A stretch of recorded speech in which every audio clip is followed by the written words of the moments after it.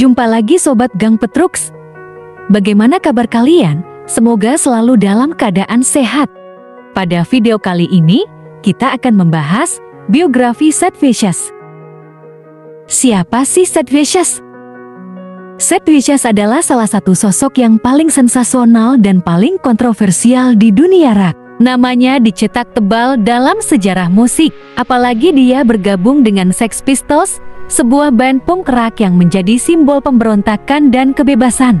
Perjalanan hidup Sid dipenuhi dengan vandalisme, kekerasan, dan kekacauan. Namun tidak sedikit orang yang justru memujanya bahkan sesudah dia meninggal dunia pada tahun 1979.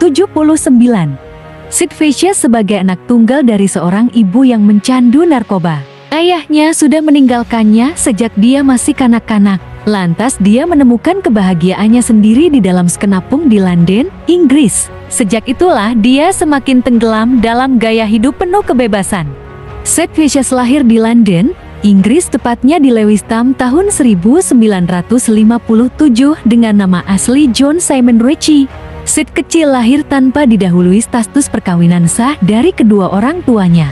Sang ibu, yang punya nama Gadisen Randall, tertarik dengan seorang lelaki yang bernama John Ritchie sewaktu masih tinggal di London sebelah tenggara. Pertemuannya ditandai dengan masuknya Anne ke dalam Angkatan Udara Kerajaan Inggris. Mereka tinggal bersama di kawasan Lee Green. Dan dari hubungan itulah Sid lahir. Sayangnya, begitu lahir, John yang harusnya bertanggung jawab malah pergi meninggalkan Anne. Pertemuan dengan John Leighton. Sekolah fotografi di Hackney College of Further Education. Disinilah dia bertemu dengan John Lydon yang jadi sohib kentalnya bertahun-tahun.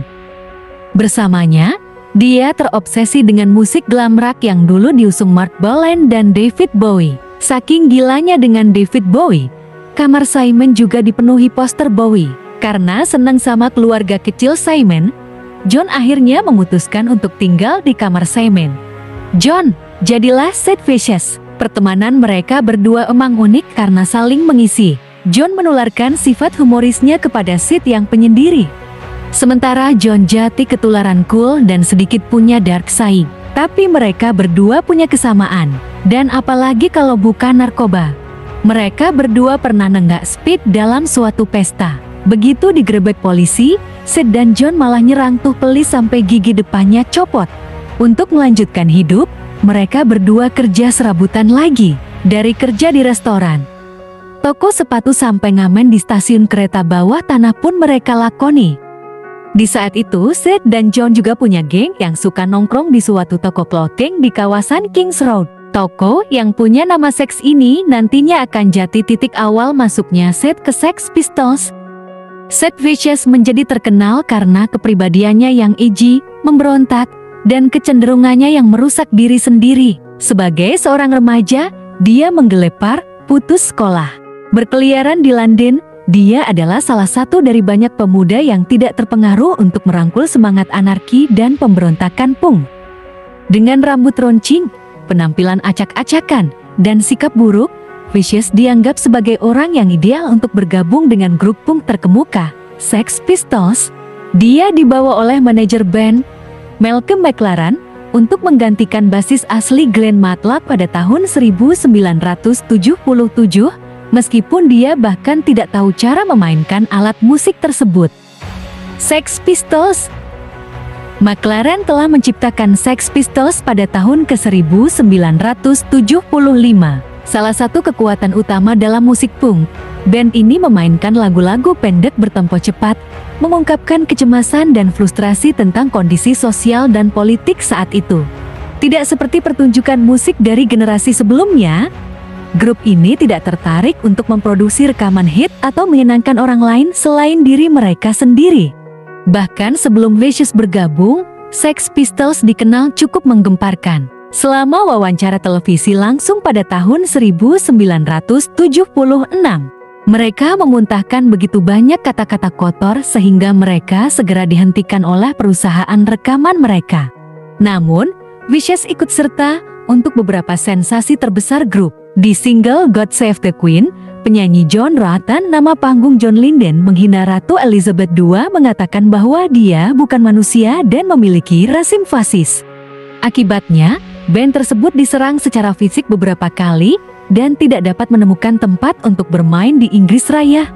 Still, The Sex Pistols berhasil menjual banyak rekaman, apalagi mengingat single tersebut dilarang dan banyak retailer yang menolak untuk menjual album yang dihasilkan. Tidak dapat disangkal bahwa mereka cocok dengan penggemar musik punk. Nancy Spungen. Pada tahun yang sama, Vicious bertemu dengan seorang wanita Amerika bernama Nancy Spungen. Keduanya menjadi tidak terpisahkan. Dia menemaninya dalam tur singkat Sex Pistols di Amerika Serikat pada awal 1978. Grup ini hanya memainkan 8 konser bersama sebelum band bubar. Pembubaran Sex Pistols dipicu sebagian dengan meningkatnya penggunaan narkoba dan konflik pribadi, termasuk ketegangan antara rekan band Spungen dan Vicious. Setelah Sex Pistols bubar, Vicious dan Spungen menghabiskan waktu di London sebelum pindah ke New York City. Mereka menginap di Hotel Chelsea, rumah bagi banyak artis, penulis, dan musisi selama bertahun-tahun. Spungen mengambil alih sebagai manajer Vicious dan memberinya beberapa pertunjukan, tetapi penampilannya kurang bagus karena dia menggunakan obat-obatan pada saat itu. Keduanya mencoba untuk membersihkan diri sebentar, tetapi mereka segera menghabiskan sebagian besar waktu mereka untuk memberi makan kebiasaan narkoba mereka, termasuk heroin, barbiturat, dan bentuk morfin sintetis. Suatu saat dini hari tanggal 12 Oktober tahun 1978, spiral pasangan itu mencapai akhir yang tragis. Spungen ditemukan tewas di lantai kamar mandi di kamar mereka di Hotel Chelsea. Dia telah ditikam dengan pisau yang dia berikan kepada Vicious sebagai hadiah. Vicious kemudian ditemukan di lorong dalam kabut yang disebabkan oleh obat. Dia berganti-ganti antara mengatakan bahwa dia tidak dapat mengingat apa yang terjadi dan mengakui bahwa dia membunuhnya. Vicious didakwa dengan pembunuhan tingkat 2. Beberapa hari kemudian, Vicious dibebaskan dengan jaminan menggunakan uang yang disiapkan oleh perusahaan rekamannya. Putus asa atas kematian Spungen, dia mencoba bunuh diri setelah keluar dari penjara. Setelah bertengkar di klub New York City, Vicious dikurung lagi. Dia menghabiskan 7 minggu di penjara di Rikers Island. Hidup Vicious semakin berantakan, dengan perasaan bersalah yang meninggalkan teman-temannya, dan perasaan menyesal melihat kekasihnya sudah tiada. Kematian Vicious. Mantan basis Pistols Sid Vicious ditemukan tewas di New York City pada 2 Februari tahun 1979, 40 tahun lalu. Itu kurang dari 4 bulan setelah kematian pacarnya. Tapi 4 dekade berlalu, apa yang sebenarnya terjadi di kamar 100 masih belum jelas. Anak laki-laki kelahiran John Simon Roy C. Lewisham baru berusia 21 tahun ketika dia meninggal. Dia overdosis heroin di pesta Greenwich Village yang diadakan untuk merayakan pembebasannya dari penjara Pulau Riker yang terkenal kejam. Tinggal selama 55 hari di mana dia mengambil bagian dalam program rehabilitasi narkoba yang jelas tidak efektif. Vicious telah ditahan karena menyerang saudara laki-laki Patti Smith, Todd, dengan pecahan botol Heineken di klub malam hore saat keluar dengan jaminan setelah penangkapannya karena dicurigai membunuh Spungen. Dan Vicious awalnya mengakui kejahatan tersebut, menyatakan saya melakukannya karena saya anjing yang kotor, sebelum mencabut pernyataannya, mengatakan bahwa dia sedang tidur ketika itu terjadi. Banyak yang berspekulasi bahwa seluruh episode tragis adalah hasil dari fakta bunuh diri yang gagal. Pasangan itu diromantisasi sebagai Romeo dan Juliet punk sendiri. Manajer Sex Pistols Malcolm McLaren diakui tidak pernah menjadi sumber yang sepenuhnya dapat dipercaya, tetap teguh dalam pembelaannya terhadap Vicious. Mengkritik penyelidikan polisi atas insiden tersebut dan memberitahu The Daily Beast pada tahun 2009. Dia adalah cinta pertama dan satu-satunya dalam hidupnya. Saya yakin tentang kepolosan Sid Vicious.